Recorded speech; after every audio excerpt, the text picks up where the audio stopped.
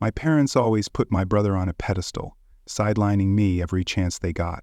3 weeks before my wedding rehearsal dinner, they demanded I cancel it to throw a bash for my brother's big tech deal at the same venue. When I stood my ground, they sneered, "Fine, have your little dinner alone." I walked away, but the next day, they were in for a shock at the Timberline Lodge.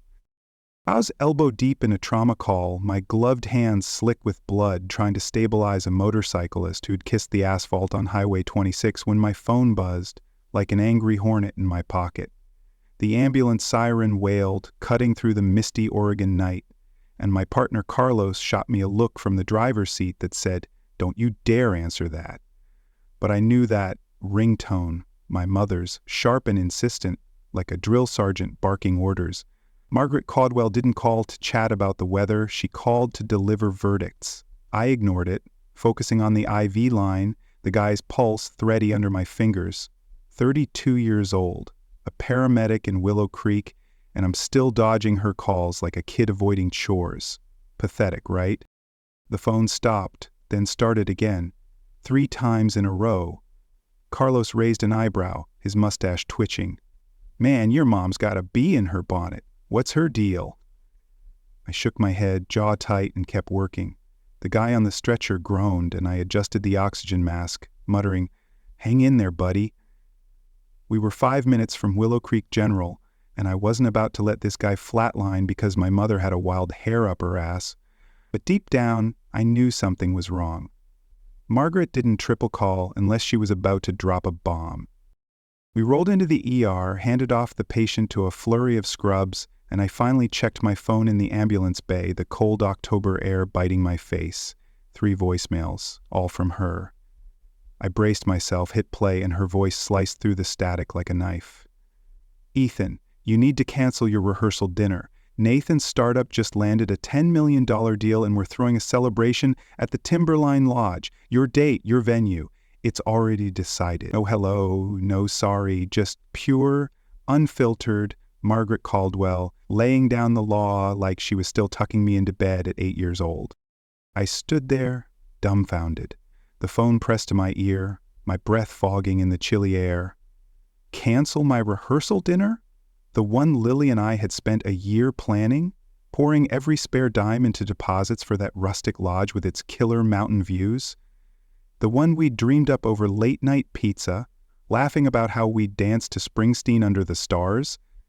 My mother had lost her damn mind. I called her back, my hands shaking not from the cold but from a rage I hadn't felt since I was a kid, watching her fawn over my brother Nathan while I got scraps.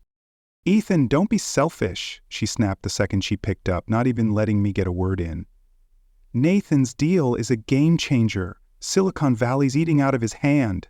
Your little dinner can wait. Weddings happen every day. This is once in a lifetime."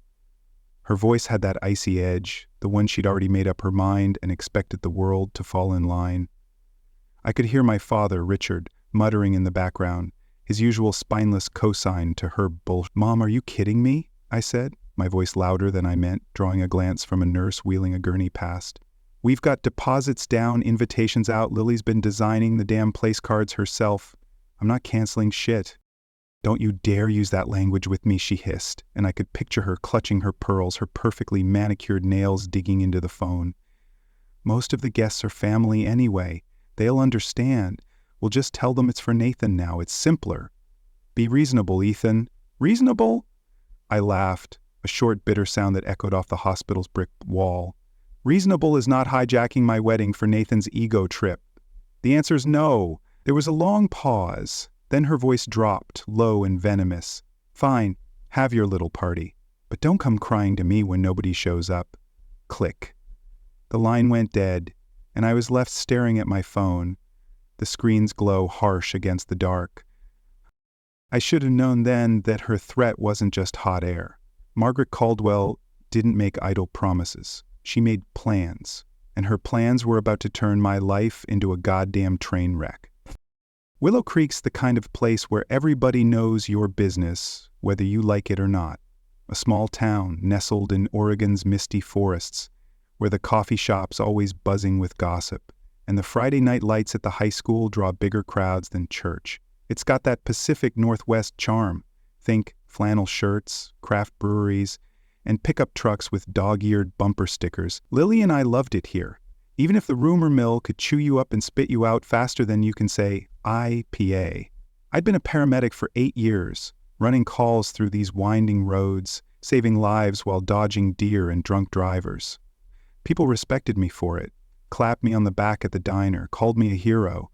But to my parents I was just Ethan, the son who didn't make it big, the one who stayed local, while Nathan was out there changing the world with his tech bro startup. I got home that night around 2 a.m., my boots heavy with mud and my head heavier with my mother's words. Our apartment was a cozy rental above a bookstore with creaky floors and a view of the Cascades that made every rent check worth it. Lily was still up, curled on the couch with a glass of Merlot, her laptop open to our wedding spreadsheet. She's a third-grade teacher, the kind who spends her own money on classroom supplies and cries when her kids nail their spelling test. Her brown eyes lit up when she saw me, but the smile faded fast when she clocked my face. "Rough shift?" she asked, setting the wine down. "Rougher call," I said, dropping onto the couch beside her. I told her everything. Margaret's demand, the threat, the way my dad just let it happen like always. Lily's face hardened, her jaw tight, the way it gets when she's ready to go to war for one of her kids. "They can't do this, Ethan," she said, her voice fierce. "This is our moment. We've been saving for months, cutting corners, skipping date nights. That lodge is ours. They don't get to steal it." I leaned my head back, staring at the ceiling, feeling that old, familiar knot in my chest. "I know, babe, but you don't know my mom. She's got a way of making things happen. Bad things." Lily slid closer, her hand on my arm, warm and steady.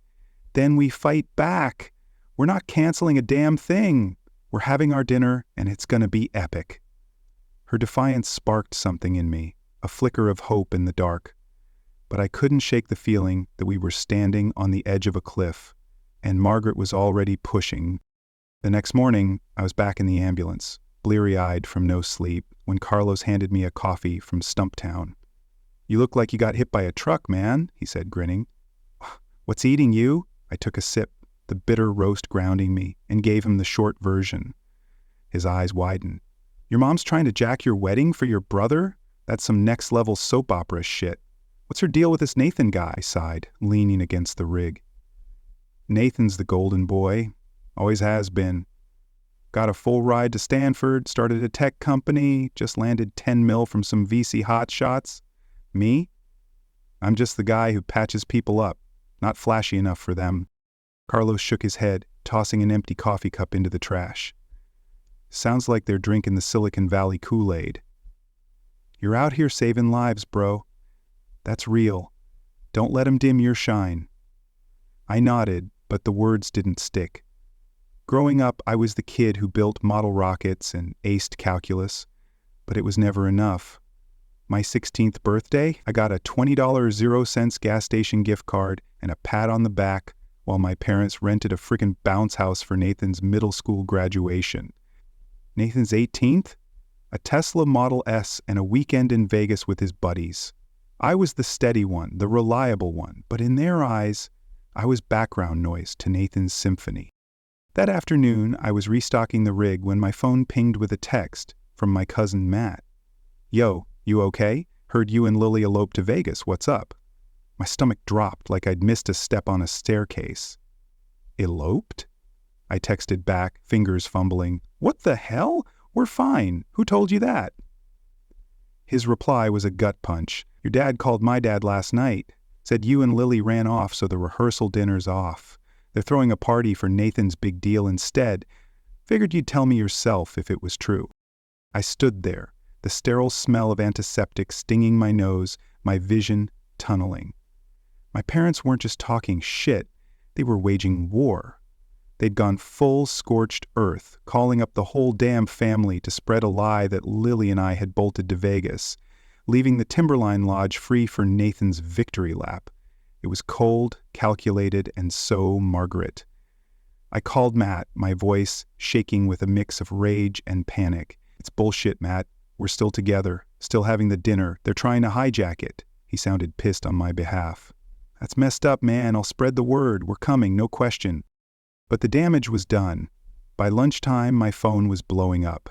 Texts from aunts, uncles, old high school buddies, all confused, some sympathetic, some just nosy.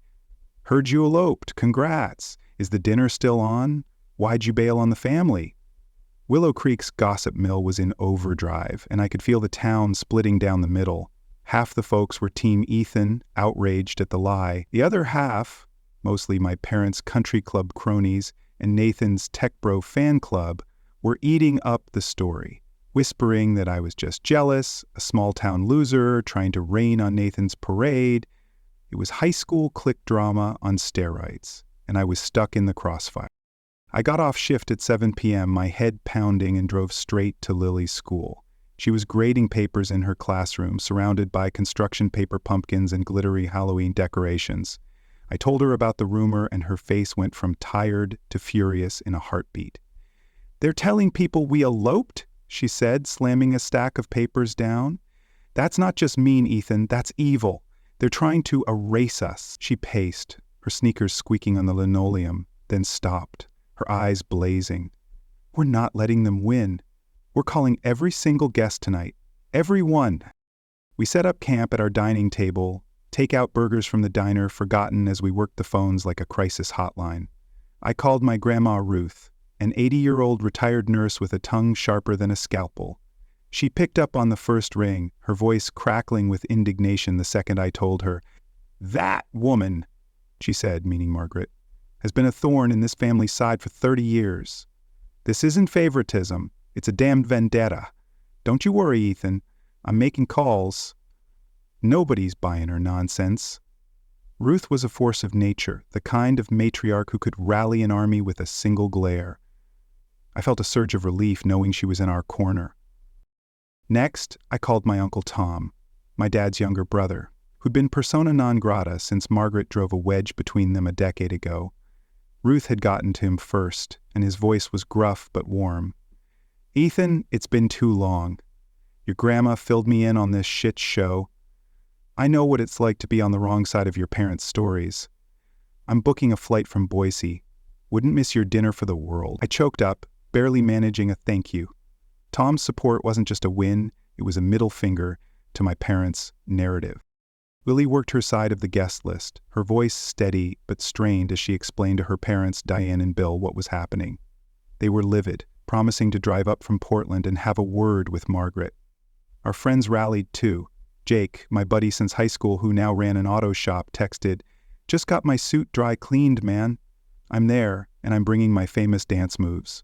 Mia, a photographer who'd offered to shoot the dinner for free, sent a picture of her new lens with a caption, "Ready to capture you and Lily shining. Screw the haters."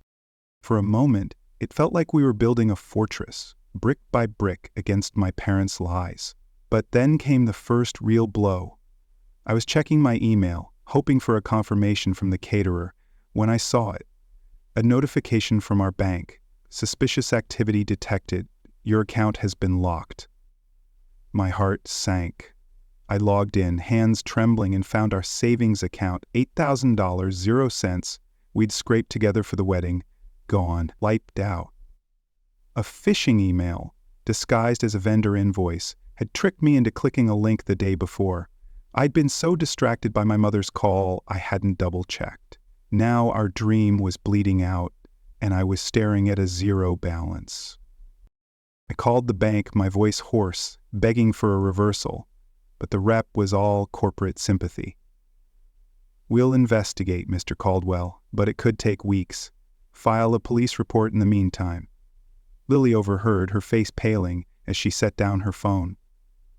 "All of it?" she whispered. I nodded, feeling like I'd failed her. She didn't cry, though. She grabbed her laptop, opened our budget spreadsheet, and started recalculating, her jaw set. "We'll figure it out. We'll sell my old car if we have to. They're not breaking us." But I saw the fear in her eyes, the same fear I felt clawing at my chest. This wasn't just about money. It was about someone, maybe Nathan, maybe one of his tech bro minions, coming for our future. The next day, I was back at the station. trying to focus on inventory when my supervisor, Chief Larson, called me into his office. He's a no-nonsense guy, ex-Marine, the kind who'd chew you out for a sloppy uniform but buy you a beer after a tough call. Today, though, his face was grim, his arms crossed. "Ethan, we got a problem," he said, shutting the door. My stomach churned. "Got a complaint this morning. Anonymous. Says you've been skimming medical supplies, morphine, fentanyl, from the rig. Serious stuff. We're launching an investigation." I felt the floor drop out from under me. "Chief, that's a lie," I said, my voice cracking. "I've never touched a damn vial. You know me." He held up a hand, his eyes tired. "I know you're solid, Ethan, but this is protocol. Allegations like this, we don't mess around. You're not suspended, but you're under a microscope. Keep your nose clean." I walked out, my head spinning, the weight of a dozen unseen eyes on me. My colleagues, guys I'd risked my life with, were whispering in the break room, their glances sharp with suspicion. I was a pariah in my own station, and I knew exactly who'd lit the match. Nathan. This had his fingerprints all over it, flashy, ruthless, and just plausible enough to stick. I called Jake from the parking lot, my hands shaking so bad I could barely hold the phone. He's a gearhead, but he's got a side hustle tinkering with cybersecurity, the kind of guy who can hack a smart fridge for fun. "I need you to dig, man," I said, explaining the complaint. "This isn't random, it's Nathan. He's trying to torch my career." Jake didn't hesitate. "On it, bro. If this guy's sloppy, I'll find his digital breadcrumbs. Give me a couple days." I hung up, grateful but uneasy. The clock was ticking, and I was running out of lives. That night, I got home to find our apartment trashed. The door was jimmied, the locks splintered, and our living room looked like a tornado had hit it. Couch cushions slashed, papers scattered, Lily's heirloom engagement ring, her grandmother's, a simple gold band with a tiny diamond, gone. Wedding plans, scribbled on legal pads, were ripped to shreds. A note, scrawled in black marker, was pinned to the fridge. "Back off, or it gets worse." I stood there, my heart hammering, the violations sinking in. This wasn't just sabotage. This was personal. Someone had been in our home, touched our things, stolen a piece of Lily's history. I called the cops, but the responding officer, a rookie named Jenkins, just shrugged. "Probably kids. File a report, get a new lock. We'll keep an eye out." Useless. Lily came home from a parent-teacher conference and froze in the doorway, her eyes wide. "Oh my God," she whispered, stepping over the debris. When she saw the note, her face hardened. "This is them, Ethan. Your family. They're escalating." I wanted to argue, to say it was just a random break-in, but I couldn't. The timing, the note, the ring, it was too precise. "We need to keep going," I said, pulling her close. "They want us to fold. We won't." But inside, I was unraveling. The bank hack, the work complaint, now this. How much more could we take? The next morning, I drove to my Aunt Susan's house, a McMansion on the edge of town where she held court like Willow Creek's unofficial mayor. Susan's the gossip hub, the kind of woman who knows who's cheating, who's broke, and who's got a kid in rehab before they do. If my parents were spreading lies, her living room was ground zero. I pulled into her driveway, my palms sweaty, the note from the break-in burning a hole in my pocket. I needed her on our side or we were screwed. I was about to ring the bell when I heard voices through an open window. Susan's sharp tone, laced with fake pity, hit me like a slap. "I just can't believe Ethan would be so petty. Canceling his own dinner to spite Nathan, it's pathetic." My cousin Emily chimed in, her voice dripping with that mean girl vibe. "Right? Poor Nathan. Lands a $10 million deal and his own brother throws a tantrum. Margaret must be heartbroken." I froze, my blood boiling. Canceling? They'd flipped the script, painting me as the villain, the jealous loser who'd rather burn it all down than share the spotlight. It was a lie, so bold, so vicious, it took my breath away. I didn't knock. I walked straight in, the door unlocked, and both women jumped like they'd been caught robbing a bank. "Is that what you think of me?" I said, my voice low, dangerous. Susan's face went from pale to red, her teacup rattling. "Ethan, sweetie, you startled us," she stammered, trying to smile. "Obviously," I said, stepping into the room, making them face me. "I came to invite you to my dinner, since you've got some bad info, but sounds like you've already picked a side." Emily stared at her lap, cheeks flaming. Susan tried to play it cool, but her eyes darted. "Kevin, it's just family drama, you know how it is." I cut her off. "No, Susan, it's not drama. It's a smear campaign, and you're spreading it." I pulled out my phone, showed her Matt's text about the elopement rumor, time-stamped. "They said we eloped first. Now I'm canceling out of spite? Their stories don't even match." I swiped to a photo of my 16th birthday, me holding a gas card with a forced smile, then one of Nathan's 18th, him grinning next to his Tesla. This is my life with them, always second best. And now they're trying to ruin my future. By the time I finished, Susan was silent, her eyes wet. Emily was crying. "Oh, Ethan," Susan whispered. "We had no idea. Margaret's so convincing." I nodded, softening just enough. "Now you know. The dinner's on. I need you to call people. Tell them the truth." Susan nodded, guilt written all over her face. "Of course, sweetie. I'll start now." I left, drained but triumphant. I'd won a battle, but the war was just heating up. 2 days later, I was in the ambulance, running a routine call, when Carlos slammed on the brakes. "What the hell?" he yelled, swerving as a black SUV cut us off, its tinted windows gleaming. It sped up, then slowed, boxing us in on a narrow forest road. My pulse spiked. "Lose 'em," I said, gripping the dash. Carlos floored it, weaving through traffic, but the SUV stuck to us like glue, nearly clipping our bumper. Finally it peeled off, vanishing into the mist, but not before I caught a glimpse of the driver. A guy in a hoodie, face obscured. "Road rage?" Carlos panted, pulling over. I shook my head, my gut screaming, that was no accident. Someone was sending a message, and I had a sinking feeling it was tied to the note, the break-in, the hack. Back at the station, I got a call from Lily. Her voice was shaking. "Ethan, the school got an anonymous tip, said I've been inappropriate with students. They're investigating." I felt like I'd been punched. "What? That's insane. You'd never—" "I know," she cut in, her voice breaking, "but they have to look into it. If this sticks, I could lose my job." I gripped the phone, my vision blurring. First my career, now hers. This wasn't just about the dinner anymore. Someone, Nathan I was sure, was trying to destroy us, piece by piece. I called Jake, my voice tight. "You got anything on that complaint?" He sighed. "Working on it, man. Guy's using a VPN, bouncing a signal halfway to Narnia. But he's sloppy. Used the same burner email for a password reset on his LinkedIn. I'm close." I hung up, my mind racing. We were fighting a hydra, and every time we cut off a head, 2 more grew back.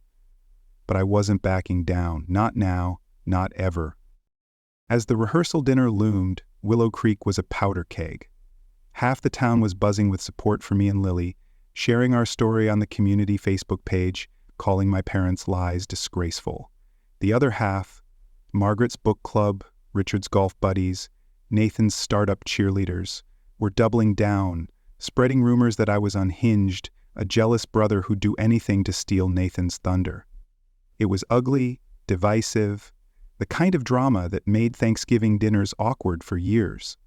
But I didn't care about winning everyone over. I just needed enough people to show up, to prove we weren't alone. Ruth was a one-woman war machine, calling relatives with the fire of a revival preacher. "I've got your cousins Lisa and Mark coming," she told me, her voice triumphant. "And I set your Aunt Carol straight. She was buying Margaret's sob story, but not anymore." Susan was pulling her weight too, reporting daily like a field general. "Talk to your Uncle Mike," she said. "He's on board. But Greg's still sitting on the fence, says he doesn't want to pick sides." Spineless. I nodded, unsurprised. Some people would rather hide than face the truth, and I was done begging. The final straw came the night before the dinner. I was driving home, the forest roads dark and slick with rain, when my brakes felt wrong, mushy, unresponsive. I pumped them, my heart in my throat, as the car skidded toward a curve. I yanked the wheel, barely avoiding a ditch, and coasted to a stop, my hands shaking. I got out, checked the lines, and saw it, brake fluid leaking, the line cut clean. This wasn't an accident. Someone had tampered with my car, and I'd nearly paid the price. I called Jake, my voice low. Check Nathan's digital trail again. This just got real. As I stood there, rain soaking my jacket, I realized this wasn't just a family feud. It was a fight for survival. My parents, Nathan, they'd crossed a line, and I was done playing defense. The Timberline Lodge was waiting, and so was my chance to blow this wide open.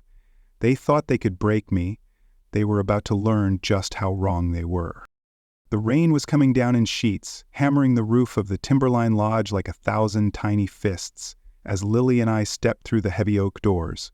My heart was doing double time, each beat a countdown to a showdown I'd been dreading and craving all at once. The air inside was warm, thick with the scent of cedar and roasted garlic from the caterer's kitchen, but it did nothing to thaw the ice in my veins. We'd fought tooth and nail to get here, through lies, break-ins, and a near miss with my car's brakes that still had me checking my rear view every 5 seconds. Tonight was our rehearsal dinner. The line in the sand Lily and I had drawn against my parents' war on our future. But as we stood in the lodge's grand foyer, the chandelier casting golden light across the polished floors, I couldn't shake the fear that we'd walk into an empty room, our dreams mocked by a sea of vacant chairs. Lily squeezed my hand, her fingers steady despite the nervous flicker in her brown eyes. "Whatever happens, Ethan," she said, her voice soft but laced with steel, "we're in this together. They don't get to win." I nodded, swallowing hard, and pushed open the inner doors. The sound hit me like a tidal wave. Not the hollow echo of failure, but a vibrant living hum of laughter, clinking glasses and the low strum of a guitar from the band we'd hired. The banquet hall was packed, a mosaic of faces lit by the glow of string lights draped across the rafters. My Grandma Ruth, all 5 feet of her, was holding court near the bar, her silver hair catching the light as she regaled her sisters with a story that had them doubled over. Aunt Susan and her daughter Emily, who'd flipped to our side after I'd laid out the truth, spotted us and waved, their smiles wide and genuine. Cousins I hadn't seen since high school, colleagues from the fire station, Lily's parents, hell, even my Uncle Tom, the ex-firefighter who'd flown in from Boise, were all here, filling the room with a warmth that felt like a middle finger to my parents' lies. I froze in the doorway, my throat tight, tears pricking my eyes. Lily's grip tightened, her voice barely a whisper. "They chose us, Ethan. Look at them. They chose us." I scanned the crowd, taking in the sheer number of people who'd seen through Margaret and Richard's bullshit. Not everyone was here. Uncle Greg and a few of my parents' country club cronies had stayed away, too spineless to pick a side. But it didn't matter. The 70, maybe 80% who'd shown up were 100% of the family I needed.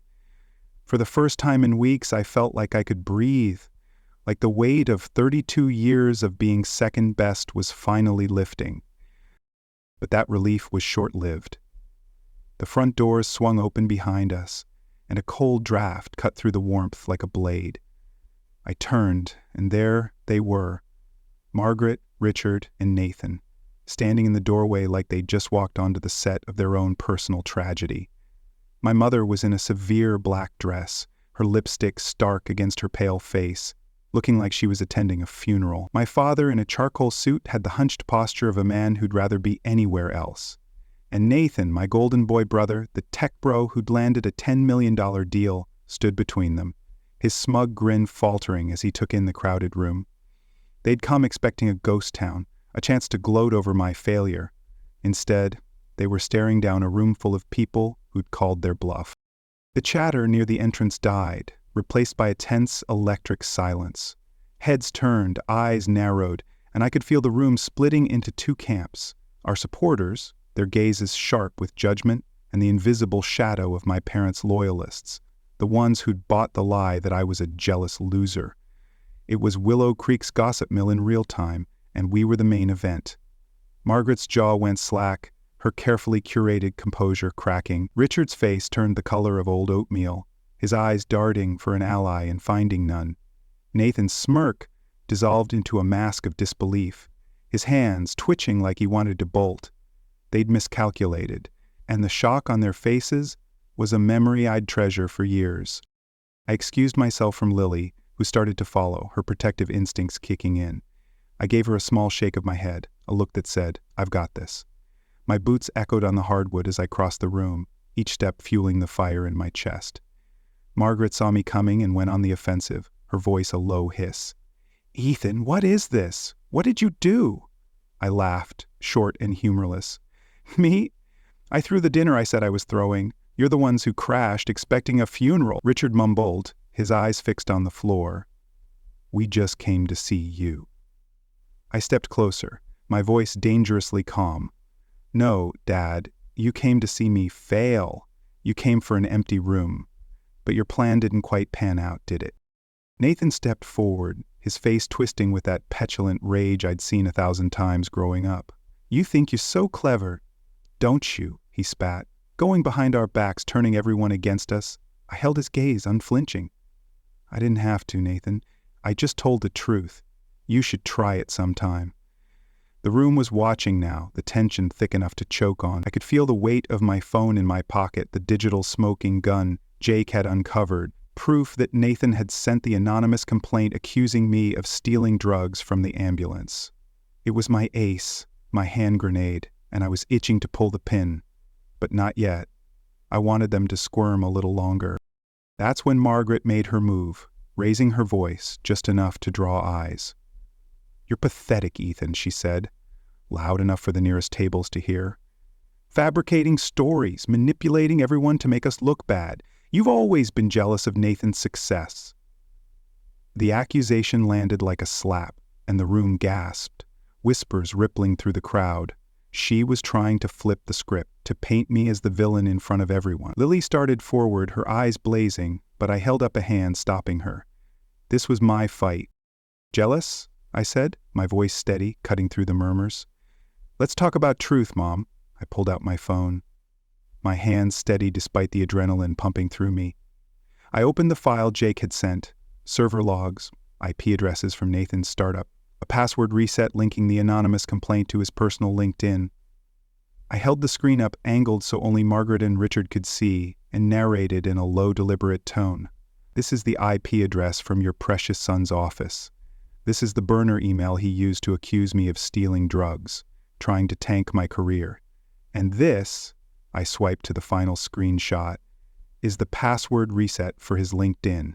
Sent to the same damn email. It's a digital chain, unbreakable, leading straight to Nathan." Richard's eyes flicked across the screen, confusion giving way to horror, then a soul-crushing realization. His face went gray, his shoulders slumping like a man who'd just lost everything. Margaret tried to snatch the phone, her voice shrill. "What is this nonsense? It proves nothing." I pulled it back, just out of reach. "It's called proof, Mom. And it's time for you to leave my dinner."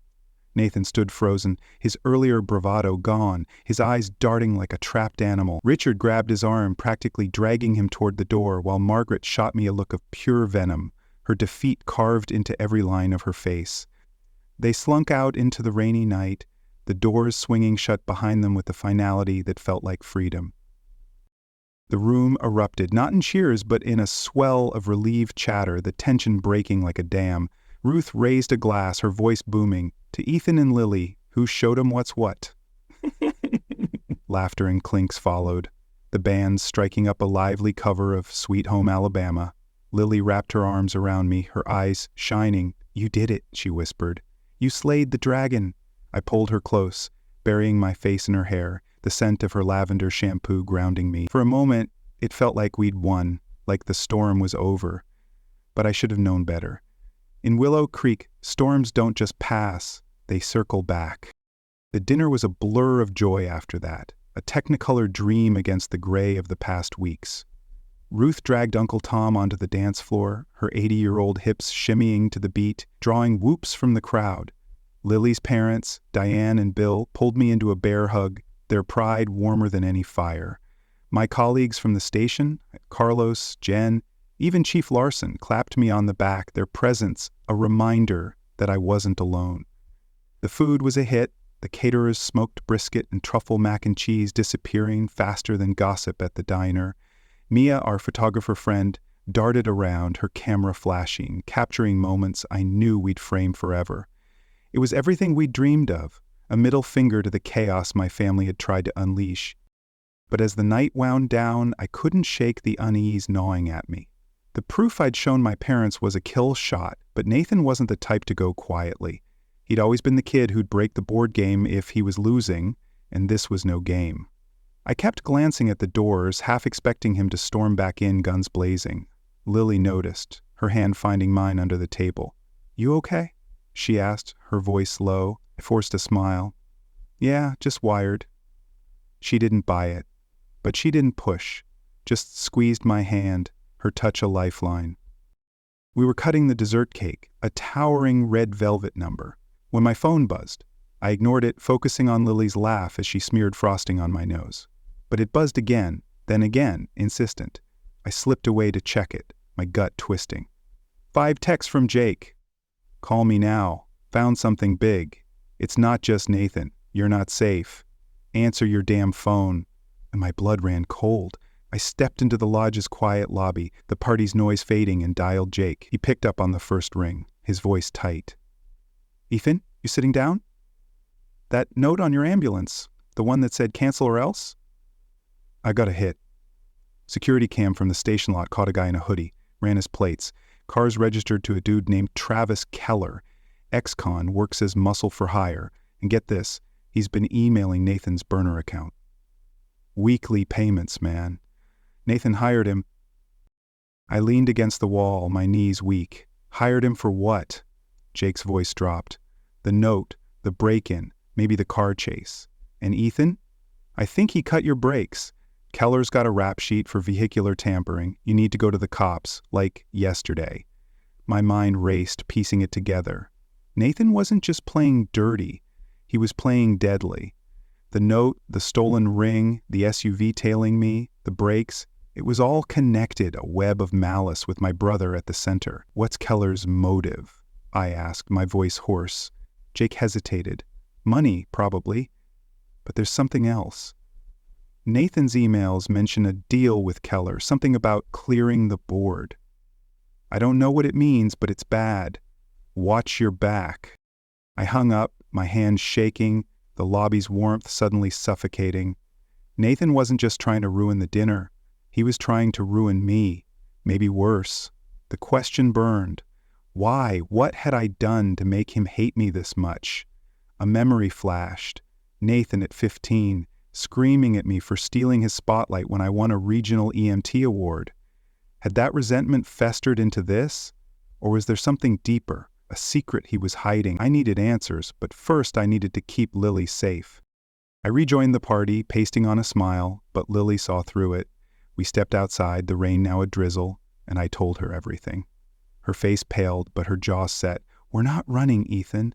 We're calling the cops, getting a restraining order, whatever it takes. He doesn't get to scare us. I nodded, but my mind was on Keller. If he'd cut my brakes, what was next? A fire? A knife in the dark? The dinner had been our victory, but the war was far from over. The drive home was tense, the mountain roads slick and dark. I kept checking my mirrors, half expecting that black SUV to reappear. Lily sat shotgun, her phone out, typing an email to her principal about the anonymous tip accusing her of misconduct.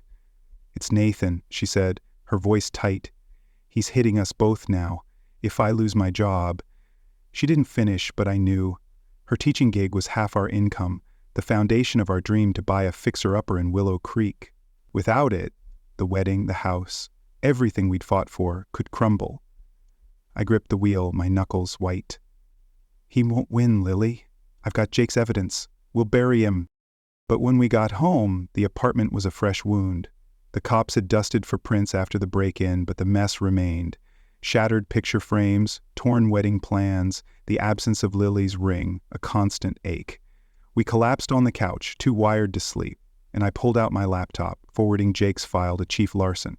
If Nathan was paying a thug like Keller, the police needed to know. But as I hit send, a new email popped up.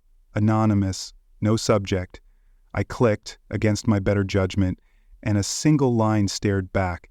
"You showed your hand. Now it's my turn." My stomach dropped. Nathan knew I had the evidence. How? Had he hacked my phone? Paid someone at the station? The walls felt like they were closing in, every shadow a threat. The next morning, I woke to a voicemail from Larson. "Ethan, got your email. This is serious. Come to the station, 9 a.m. We're opening a case on your brother." Relief warred with dread. Nathan was cornered, but a cornered animal is dangerous. I dropped Lily at school, her face pale but determined, and headed to work, where the mood was a minefield. The drug theft investigation was still open, and my colleagues' whispers followed me like a bad smell. Carlos was the only one who met my eyes, clapping my shoulder. "Heard about the dinner, man. You kicked ass. This other shit, it'll blow over." I wanted to believe him, but the weight of suspicion was crushing. At the station, Larson laid it out. "We're pulling Keller in for questioning. Your friend's evidence is solid, Nathan's link to the complaint, and Keller's payments. But we need more to tie him to the brake tampering. Stay sharp, Ethan. Don't go anywhere alone." I nodded, but my mind was on Lily. If Nathan was targeting her job, what else was he planning? I called her, but it went to voicemail. Panic crept in, my imagination running wild. Keller at her school, a staged incident. I texted Jake, "Check Nathan's emails again. Anything on Lily?" His reply was instant. "On it. Stay safe, man."